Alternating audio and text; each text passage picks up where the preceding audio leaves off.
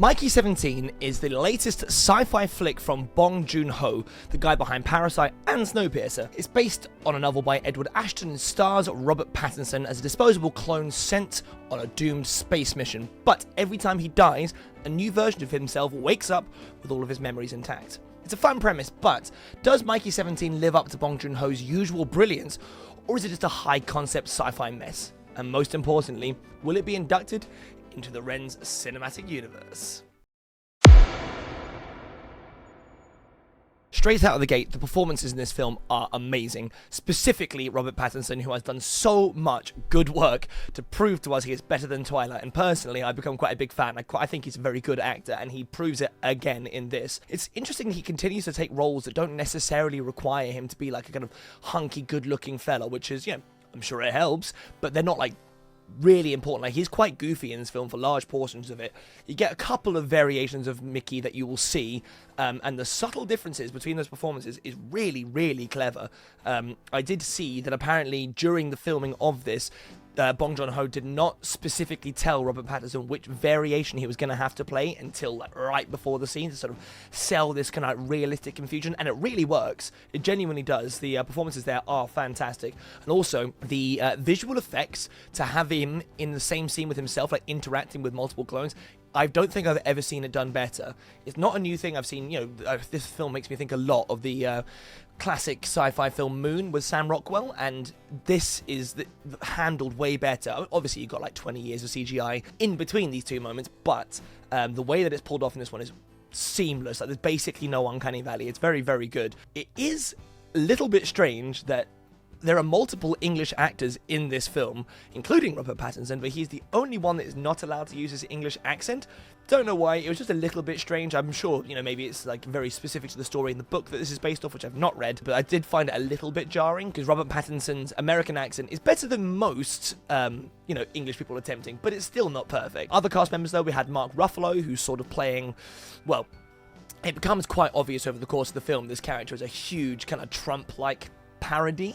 He has a lot of mannerisms that are clearly referencing Trump, which to start with is quite funny. He's very, very engaging. The way he's filmed, they kind of have this like visual trick where they focus in on his mouth, and he's always got these big chompers to like there leering up, and it's always filmed from kind of like underneath to give him this more like kind of frog-like feel.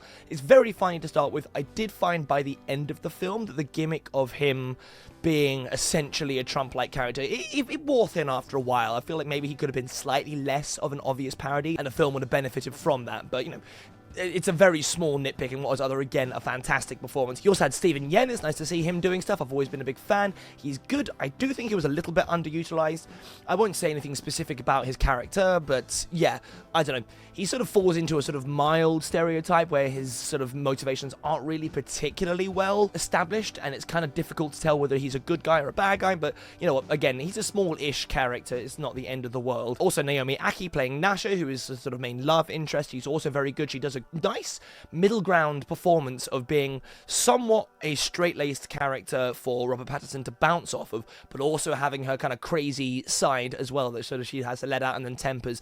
She's a nice balancing act. They all work really, really nicely together. And that little shout out for Cameron Britton, who I'm sure some of you will recognize from Mindhunter or from Umbrella Academy. It took me like half of the film to recognize him without a beard, but he's also good. There is no part of this that is let down by acting at all. From the visual perspective, it is very pretty.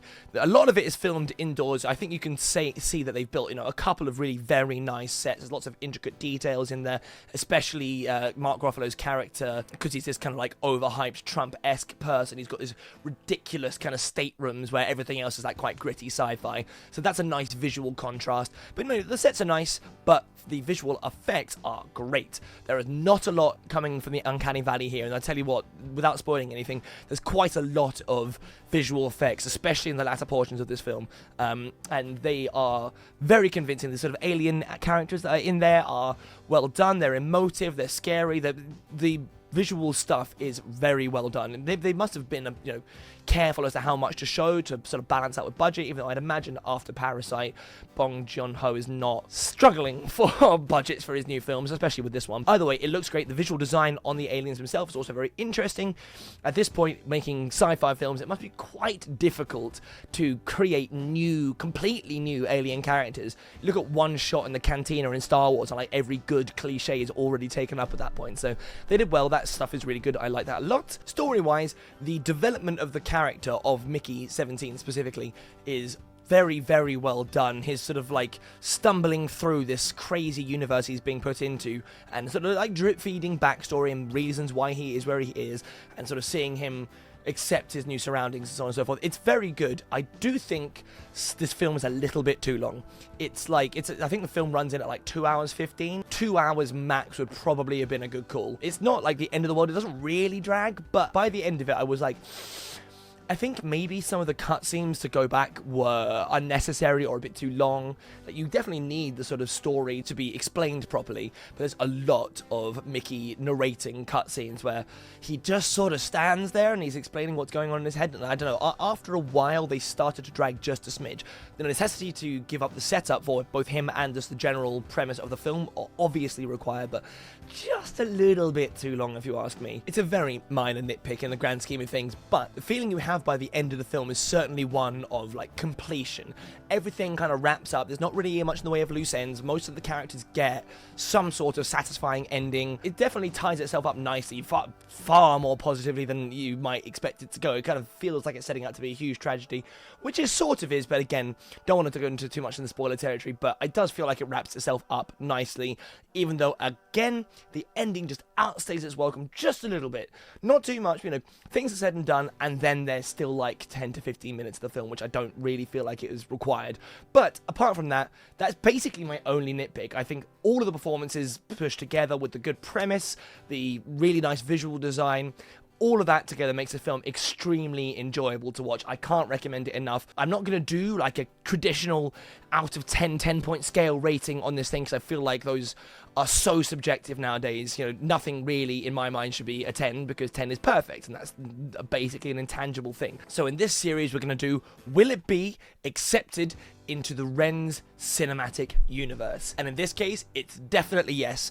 It's a strong entry. It's the first one in this Renz CU that we're crafting here in this YouTube scene. And yes, I thoroughly would recommend it. Go out and check it out. It's a good time. It's entertaining. Doesn't outstay its welcome too much. Good performances across the board. You will definitely leave not having regretted spending your time there. Let me know in the comments what you guys think of Mickey 17. Do you think it overstayed its welcome, or am I being a little bit too nitpicky? Did you find Mark Ruffalo's performance to be a little bit on the nose, or did you think it was just hilarious the whole way through? Let me know in the comments. Thank you very much for watching. Like, share, subscribe, all of that crazy stuff, and I'll catch you in the next one. Peace.